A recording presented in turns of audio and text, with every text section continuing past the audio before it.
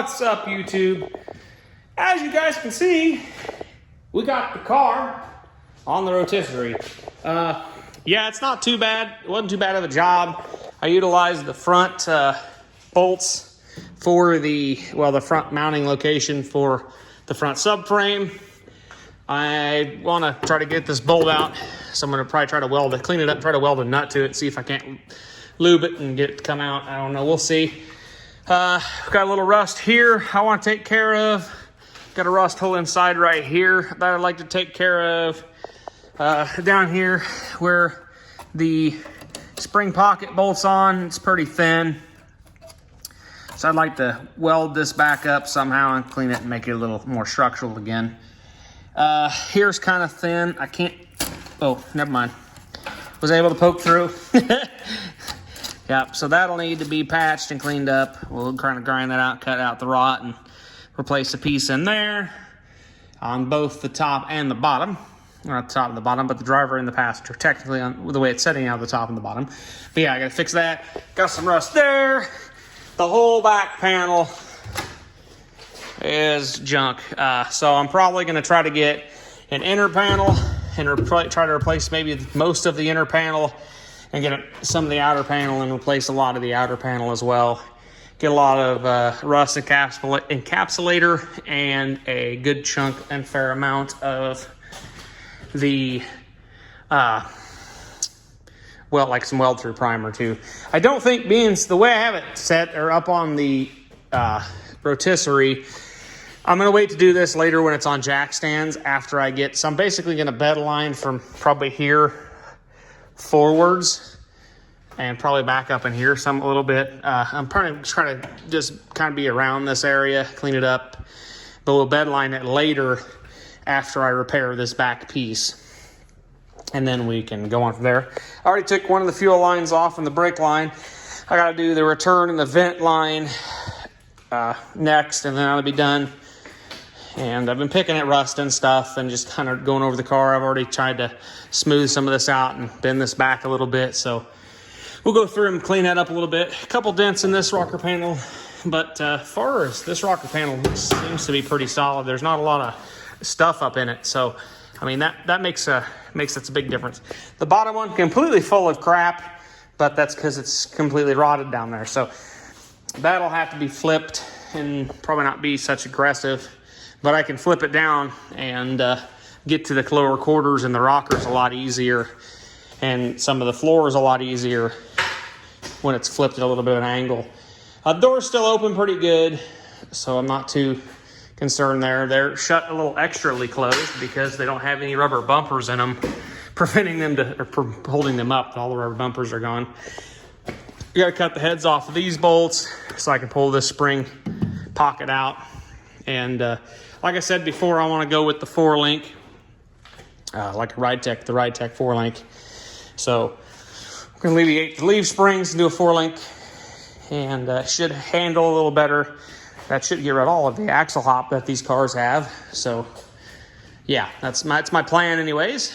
It's kind of spendy. I don't really want to spend that much money, but if I'm gonna go through the whole thing of bed lining, maybe lizard skinning the bottom of this car, fixing all the rust and everything, I'm definitely gonna want to spend the time and have a decently handling car. So we'll see. I'm just hoping at this point the paint job doesn't turn out terrible, because it'll have a really nice looking underneath and drivetrain with a crappy paint job. So I'm gonna take my time and make it nice, or try to make it nice anyways. I'm assuming must have had some trim along the bottom.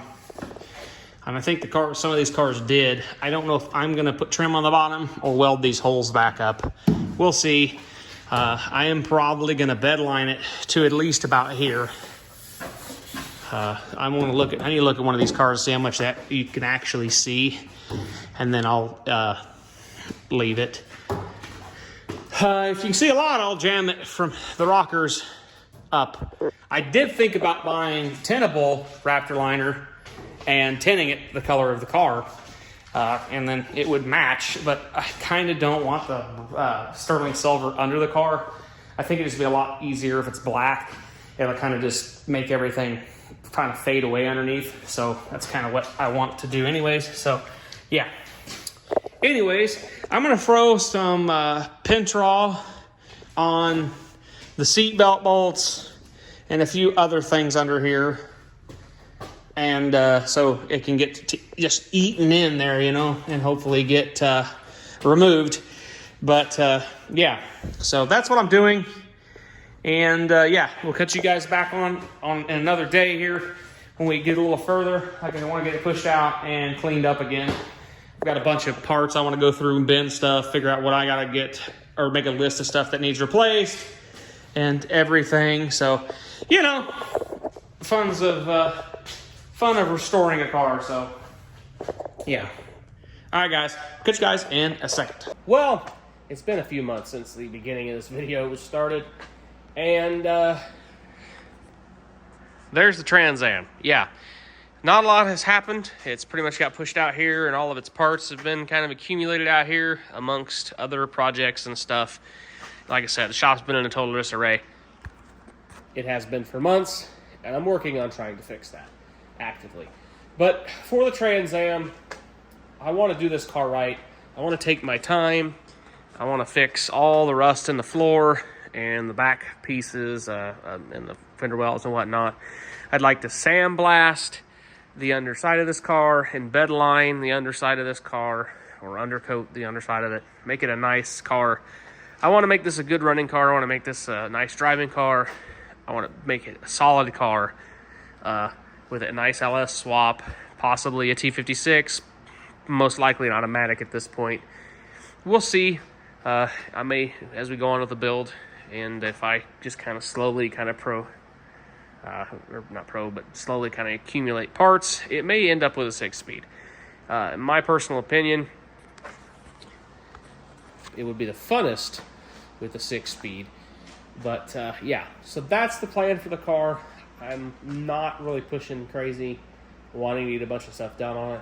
If I do get it undercoated and everything, and possibly get the rear end and whatnot I want to get, I'm going to eliminate the leaf springs. We're going to go with, what the heck, who makes it? Ride Tech's rear end. The rear end gears themselves are shot. There's way too much backlash, so the bearings, I'm sure, are just gone out of that diff. And I'm sure the gears are not real pretty either, I'm sure. So I'm either going to get a 9-inch quick performance rear end forward at some point, or rebuild that axle. I'm thinking more of the quick performance center section 9, so I can just put different center sections in it, kind of experiment with gear ratios and whatnot. So that is the plan. It's not going to be a crazy fast car. We're not building nothing to compete anywhere or anything. It's just something I want to be proud to drive and respectable and reliable. So that's the plan with it, and I don't see anything happening in the near future going on to it. Might start picking away at some of the rust at some point. Gonna have to pull all of the old seam sealer off it, put a new seam sealer here and there. It'll go with vintage air, like I said, LS power, fuel injection, all that stuff. So it'll be what we do with the car. So it'll be fun. It'll be a fun build, that's for sure. I got a lot of parts bagged and tagged. I got a crate over on the other side of the shop that's got all the stuff that was on the table in there. I've got all that stuff over there. I want to build, like I said, I want to build some shelving and get everything kind of semi-organized, so then it can be all nice on shelves, and I can know where stuff's at, and I know what I need to replace and what I can reuse and whatever, what I can rebuild and reuse in the car and whatever. So yeah. Anyways, guys, that's it. That's the end for this video. So you probably won't see it for a little bit, but yeah, it's way past the driving it down to Oklahoma in October, because it's now November.